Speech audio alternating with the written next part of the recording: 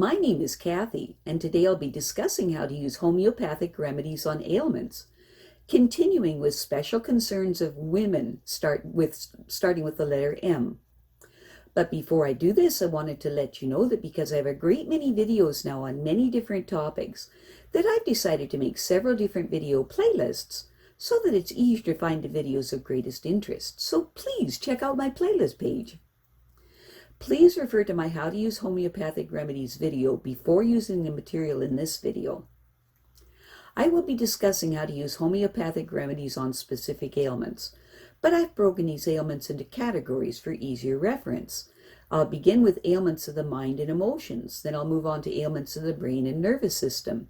Then I'll address issues with skin, nails, hair, eyes, ears, nose, teeth, gums, lungs, respiration, heart, blood circulation, muscles, bones, joints, esophagus, stomach, duodenum, small and large intestine, liver, gallbladder, pancreas, kidney, bladder, then ailments specific to women and specific to men, then issues of the hormones and metabolism, and then issues of infections, infestations, and the immune system. Then issues surrounding fertility and pregnancy and surrounding childbirth and postnatal problems. Then homeopathic remedies that address special problems in infants, ailments and diseases in childhood, and special issues of adolescence. And finally, special issues of the elderly. Constitutional treatment involves treating the totality of the individual person. Everyone is a unique individual with a unique physiology that responds to substances differently. In homeopathy, it's recognized that people will react strongly to certain remedies, and as a result of this, they can be loosely placed into different categories called constitutional types. Homeopaths talk of, for example, phosphoric types. These are people who react strongly to phosphorus, or arsenicum album types, those who react strongly to arsenicum album. The belief is the people of one type share similarities in terms of body shape, character, and personality, and the sorts of diseases from which they suffer.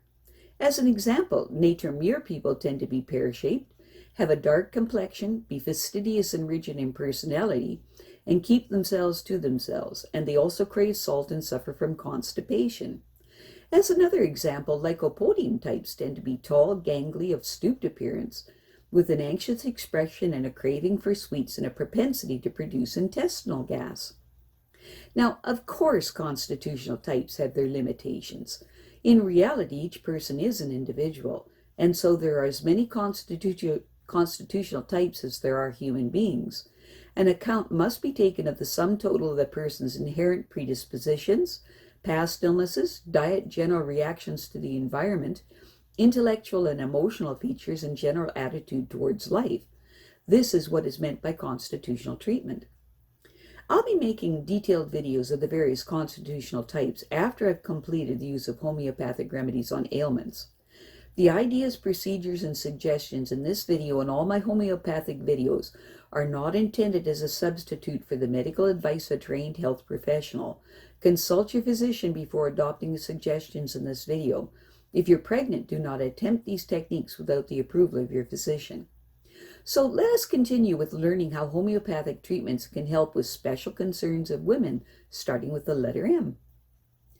Between puberty and menopause, a span of approximately 35 years, a woman ovulates about 400 times, normally at intervals of 28 days. If an egg is fertilized, pregnancy follows. If not, menstruation occurs as the vascular lining of the womb is shed. This cycle of fertility is maintained by 3 hormone-producing glands, the hypothalamus, pituitary, and ovaries. The ovaries produce 2 hormones, estrogen and progesterone, in response to 2 hormones produced by the pituitary, which are follicle-stimulating hormone, FSH for short, and luteinizing hormone, LH for short. Estrogen levels respond to FSH levels, rise dramatically in the 12 days leading up to ovulation, and are at their lowest during menstruation. Levels of progesterone secreted in response to LH are highest after ovulation, preparing the lining of the uterus, the endometrium, for implantation of the egg. Menstrual bleeding begins approximately 2 days after estrogen and progesterone secretions reach their lowest level. About 1.5 ounces of blood are then lost over 3 to 7 days. The uterus or womb is a thick-walled, pear-shaped organ about 3 inches long, with a narrow neck or cervix at its lower end. The mouth of the cervix juts into the top of the vagina. Opening into the bulbous upper end of the uterus are 2 tubes about 4 inches long, called the fallopian tubes. The fallopian tubes are lined with tiny waving hairs that transport eggs from the ovaries to the uterus. It is in one or the other of the fallopian tubes that fertilization usually occurs. There is no direct connection between the ovaries and the fallopian tubes. Eggs are simply released into the fluid-filled perioneal cavity and wafted towards the fringed entrance to the fallopian tubes. The ovaries themselves are almond-shaped and about 1.5 inches long. At birth, they contain many millions of immature eggs and follicles, but as already mentioned, only about 400 of them ever reach maturity. However, although several eggs may begin to mature each month under the influence of FSH, usually only one egg totally matures. Once it's been released from its follicle, the follicle turns into a corpus luteum, literally yellow body, and proceeds to secrete large amounts of progesterone. The external female genitals, referred to as the vulva, consist of the fleshy inner and outer labia or lips that conceal the entrance to the vagina, and the clitoris, which lies just above the urethral opening, where the inner labia meet the clitoris, is very sensitive and is a focus for many of the sensations that trigger orgasm. The vagina is about 4 inches long, and it expands and lubricates during sexual arousal and is most sensitive near its entrance. It is protected from infection by populations of acid-producing bacteria. Breast development is one of the first signs of puberty in women. The breasts move with the pectoral muscles underneath, and their hang is greatly influenced by posture and the tone of the muscles that brace the shoulders back. Embedded in the fatty tissue of each breast are 15 to 20 clusters of milk-producing glands, whose ducts converge on the nipple. The pigmented area around the nipple, called the areola, contains glands that keep the nipple supple. Menopause. Menopause is not a disorder as such, but, like puberty, a period of physical and emotional change, in which some women adjust better than others. The first sign of menopause is a disruption of the menstrual cycle, an early warning that the delicate balance between ovaries, hypothalamus, and pituitary, which ensures fertility, is beginning to change. Most women have their last period around age 50, but some women's period cease as early as 40 or as late as 80. Symptoms, or as late as 58, pardon me. Symptoms of diminished hormone production by the ovaries can include hot flashes and sweating, joint pains, headache, dryness of the vagina, irritability, depression, sleep problems, and on and on. But only 25% of women experience these symptoms to such a distressing or inconvenient degree that they must seek medical attention. The homeopathic view of menopause problems is that they represent imbalances that have been present for a long time. Treatment is therefore constitutional, although the remedies and self-help measures that followed should be tried first. The orthodox approach to menopause issues used to be to suppress distressing emotional and mental symptoms with tranquilizers and antidepressants and sleeping pills. But now the first-line treatment is to prescribe hormone preparations, which is a form of treatment known as hormone replacement therapy, or HRT.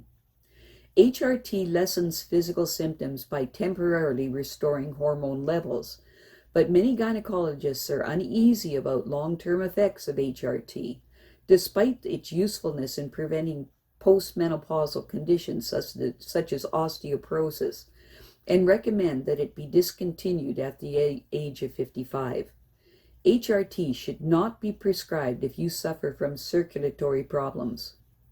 If periods are prolonged, or if spots of blood appear between periods, or if the last period is followed 6 months or more later by another period, see your doctor. The source of bleeding may be fibroids, which are benign or sometimes malignant. Specific remedies to be taken every 12 hours for up to 7 days. Hot flashes, sweating, constricted feeling around the abdomen, headache upon waking, dizziness, flooding during periods, great talkativeness. Use Lachesis 30C. Flooding during periods, sweating, backache, sinking feeling in pit of the stomach, chilliness, tearfulness, irritability. Use Sepia 30C. Hot flashes, piles, varicose veins, especially if woman is fair-haired. Weeps easily, often feels chilly, and prefers open air to stuffy rooms. Use Pulsatilla 30C. Dryness and thinning of the walls of the vagina, constipation, stools look blackish and burned. Use Bryonia 30C. Hot flashes that come on very suddenly. Use Amyl Nit 30C. Hot flashes, loss of appetite, backache, feeling very taut and nervous, palpitations, symptoms worse around 3 a.m. Use Carb 30C. Hot flashes, especially on the face, nosebleeds, weight gain, scanty periods, cutting pains in the lower abdomen. Use Graphite 30C. Hot flashes, worse in the evening and after exercise, great weariness. Use Sulphuric Acid 30C. Self-help. Avoid tea, coffee, alcohol, and spicy foods. Guard against constipation by eating plenty of fiber-rich foods and avoid rich, heavy foods.